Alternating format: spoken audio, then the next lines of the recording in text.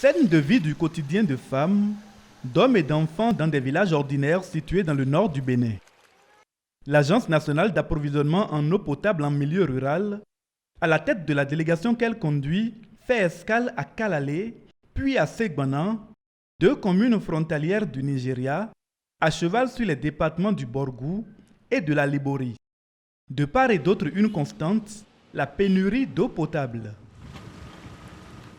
Séance de travail liminaire avec les autorités communales, discussion sommaire autour des mesures prises par le gouvernement pour sortir les 47% de Béninois non encore couverts par la fourniture d'eau potable des situations difficiles qu'ils connaissent, puis descente sur le terrain.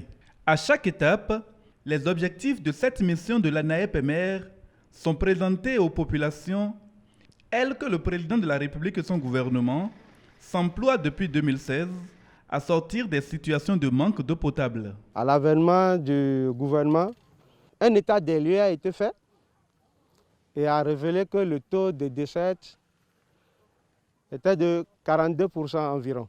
Alors, ayant fait ce constat, le gouvernement a rapidement adopté deux stratégies simultanées. Des actions de réparation et de réhabilitation des ouvrages hydrauliques existants.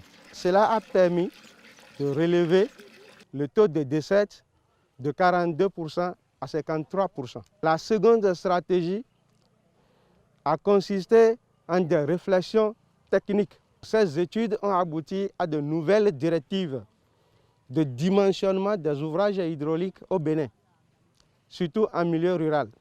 Ce que nous avons adopté, c'est de grands systèmes d'approvisionnement en eau potable multi-villages. À Kalale, le réseau prévu s'étend sur 50 km de linéaire et répond à des caractéristiques précises. C'est un forage qui est capable de donner jusqu'à 40 m3 heure. Un château d'eau de 250 m3 sur 21. Un réseau de distribution d'environ 50 km également. Et dans une phase de transition, nous comptons réaliser 23 bonnes fontaines au bénéfice des 3 villages et les localités. À Segbana, les ambitions sont sensiblement les mêmes. C'est un réseau d'environ 45 km, un château d'eau de 250 m3 sur 15 mètres. Et c'est des réseaux qui sont dimensionnés pour permettre le raccordement domiciliaire. Rigoureusement sélectionné à la suite d'un appel d'offres international, l'entreprise en charge des travaux de ce lot rassure de sa capacité à livrer les chantiers dans les délais impartis, mais pour cela, sollicite la contribution des populations bénéficiaires.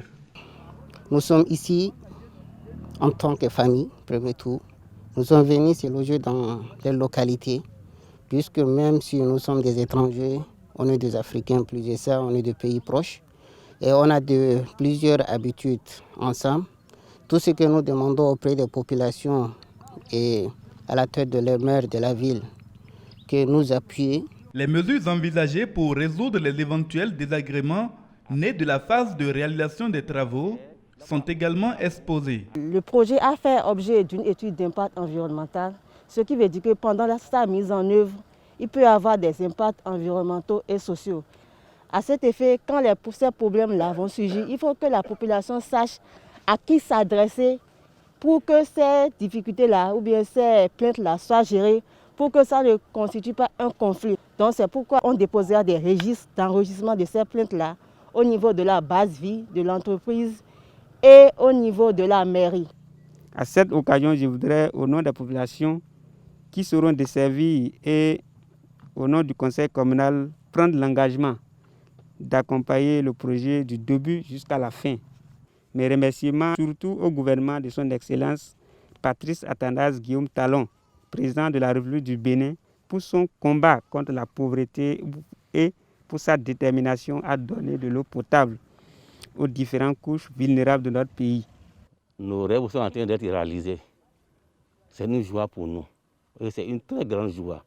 Et vraiment, au nom du maire, nous tenons à remercier le président de la République, M. Talon, pour cet effort qu'il a fourni en pensant à la commune de Segbana.